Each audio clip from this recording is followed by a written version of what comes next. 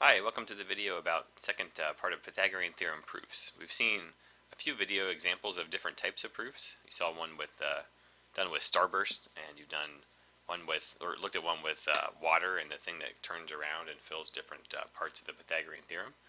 So now we're going to look at more of ones on the coordinate plane. For your secret code today, what I'd like you to do is write down for me your favorite TV show. Tell me what your favorite TV show is. Alright, so today we'll look at a few examples here. If you could draw this right triangle on your graph paper there, and put it in that same spot, that little corner, the right angle, go over 2 from the left side and up 4 and put that dot there. And what we're going to do is, kind of like the starburst proof yesterday, we're going to construct a right triangle. Well, we already have a right triangle, but we're going to construct squares off of each leg. So the legs are the things that form L's in your triangle. So what we have is this first smaller leg is a length of 2. So we'll draw a square, and I'm just kind of sketching it. If you want to use a straight edge, it'd be good. You actually need a straight edge for when we do this one on the hypotenuse. Anything like a little pad of post-it notes or something that's a straight edge could be helpful there. Even if it's just a bigger piece of paper, something like that. And then go ahead and draw a square off of this one. We have 1, 2, 3, 4 for the bottom leg. So that square is a length of 4. Okay. And I am going to switch to my straight edge lines here for the next part. To do this next part, the square, if you notice kind of like the slope of this this line here, what we have is we're kind of going down 2 and over 1, 2, 3, 4. So we have to kind of reverse that slope to get the same steepness. So it's down 2 over 4. From this point here, we're actually going to go, instead of down 2 and over 4, we're going to go over 2 and up 4. So from this point, we're going to go over 2 and up 4. That'll be the new point of our square. And don't draw the little dot lines in there, just kind of count for me. Over 2, up 4. And then go ahead and go over 2, up 4. Those will be the vertices of that new square there. I'm going to clear that off and just go count again for myself. 1, 2, 1, 2, 3, 4. And then over 2 and up 4. 1, 2, 3, 4. So that, if I connect that with my straight edge now, that'll give me a perfect square there. Alright, now, since we have that perfect square in there, that's going to help us. Let's go ahead and count the boxes here. We want to find the area of the first square. That'll be the blue square. So we have 1, 2, 3, 4. And if you could put those numbers in there for me, that would be helpful. And in the red one, or the bottom one, I'm sorry, we have 1, 2, 3, 4, 5, 6, 7, 8, 9, 10, 11, 12. And obviously you're getting there, 13, 14, 15, and 16. So we have an area of 16 for the second square. And then we're going to figure out what that biggest square should be. Now we know that with the Pythagorean theorem, the sum of the lengths of the squares on the legs, so the reds, or the this blue smaller square and this other smaller square there on the bottom, if we add those together, we should get the area of the hypotenuse, the square on the hypotenuse. And we're going to get 20, but let's see why that works. So this is another visual proof of why it actually works. So what we can have to do here, it's a little tougher because we have partial squares. We kind of know that some of these in here we have full squares, but we're going to count the partial squares too. So the way to do that is, if you see, we have some triangles we can draw in here. So right from this top vertex, go down and over. There's a triangle. Okay. So we have a couple of different triangles we can make. The length is 2, the width is 1.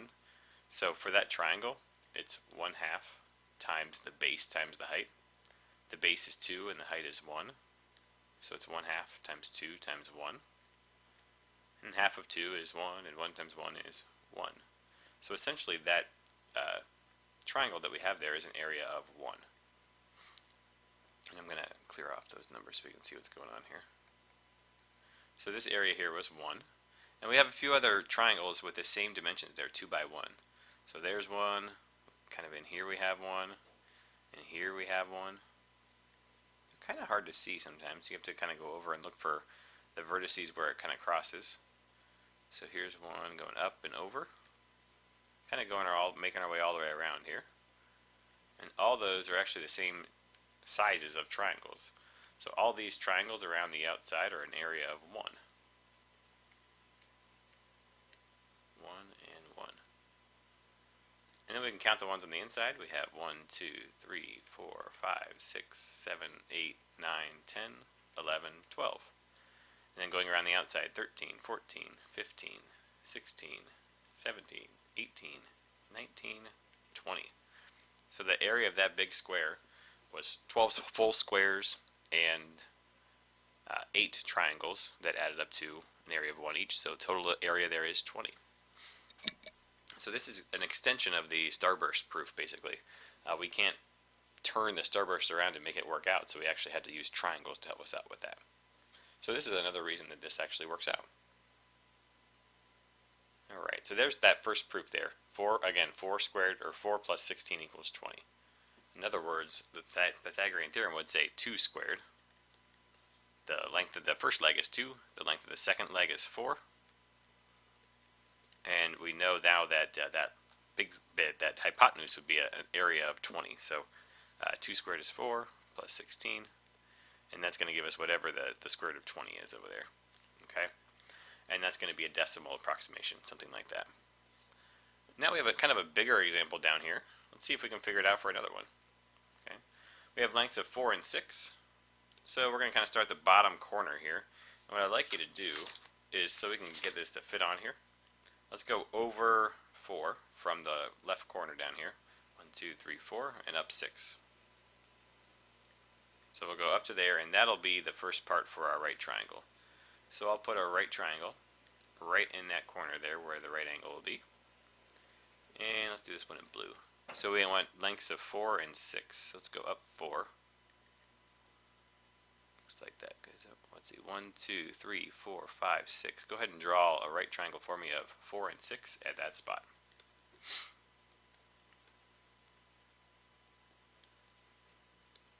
And then we'll construct our squares. Again, you need to push, if you have messed up or anything, you can push pause, kind of come back to it if you need to. There's one there. Do another square here. 1, 2, 3, 4, 5, 6. It's just kind of working out nice that it ended up on the edge of this grid, but didn't have to. And then kind of the same thing we have to do. We kind of went down 4 and over 6. So to get our square, we have to go over 4 and up 6 from this point. And that's kind of the harder part. I wouldn't expect you to understand this maybe too much here, but we're reversing it basically. We're going up over 4, 1, 2, 3, 4, and up 6, 1, 2, 3, 4, 5, 6. That's going to be our final point there. And then from this point over here, the bottom right corner, we'll go over 4 and up 6. Right there. So those are the vertices of our square. If we don't get those in the right spot exactly, this whole thing won't work out. So make sure we got those in the right spot there. Let me clear out some of this stuff here.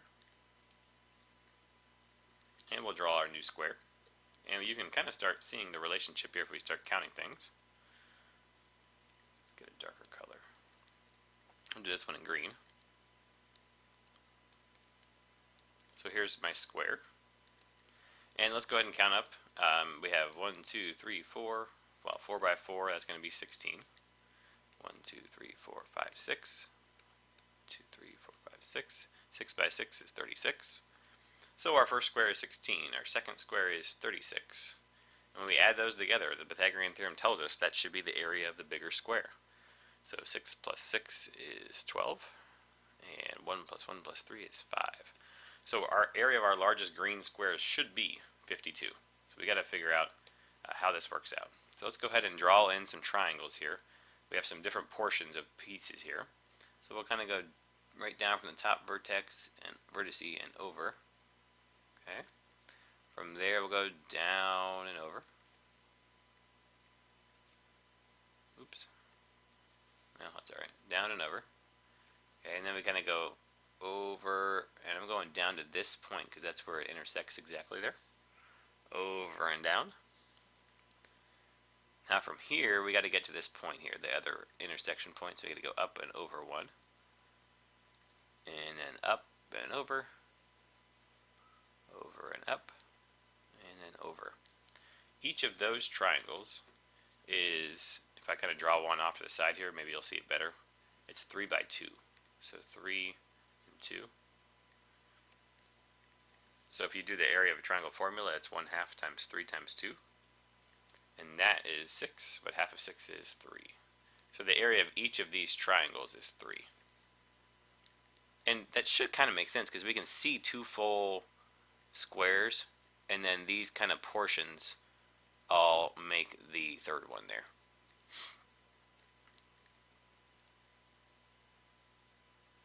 Yeah, I was just making sure. Some of them look a little bit off here, but they're all supposed to be 3 there. And then we'll count the inside ones. We got 1, 2, 3, 4, 5, 6, 7, 8, 9, 10, 11, 12, 13, 14, 15, 16, 17, 18, 19, 20, 21, 22, 23, 24, 25, 26, 27, 28. So we got 28 full squares. And then we got how many 3s? 1, 2, kind of counting them around here. We got 1, 2, 3, 4, 5, 6, 7, 8, I think. 8 times 3 is 24. And when we add that up, we actually do get our 52. So that's kind of one way to prove it and see that it works out there. Okay. Right, next example here is another visual proof. And this will be the last quicker example here. And we'll look at some more puzzle proofs on the next day in class. So here's one. And this is a little more complicated than what I'm going to make it sound like right now. But I just want to think about just areas. Okay, so if we look at this first square up here, call this number 1 and call this number 2. If we just look at the outside squares here, what do you notice about those squares? You know, these two outside squares. We know that they're actually squares. We'll actually see what's happening with them. But these two outside squares are actually the same thing. They're congruent. They're the same area.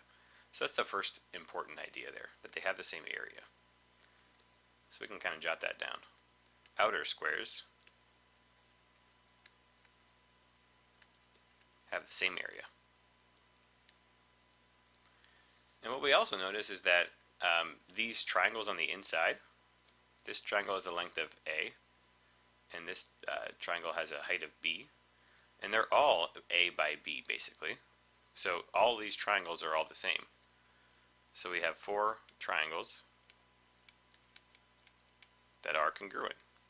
They have the same area. Okay? So if you notice, what if we took out a triangle at a time from each one? So took out one here, this one. We're kind of coloring them and we're getting rid of it. We're making them disappear. And we can do that because we're taking one off from each side. So one off of this one, remove the same amount from this side, remove the same amount from each other side. And now the only thing that we have left is this box here. Okay, this green one, this red one, and this other white one over here.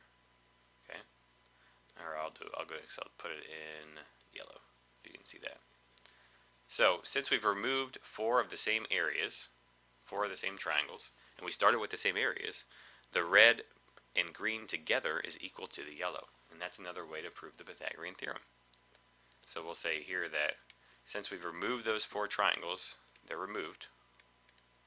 The areas are still the same. So if we take those out, green plus red has to equal yellow. And again, it might not look like it because they're 2 different shapes. But if we just look at the area of each of those, they would actually all be equal. Okay?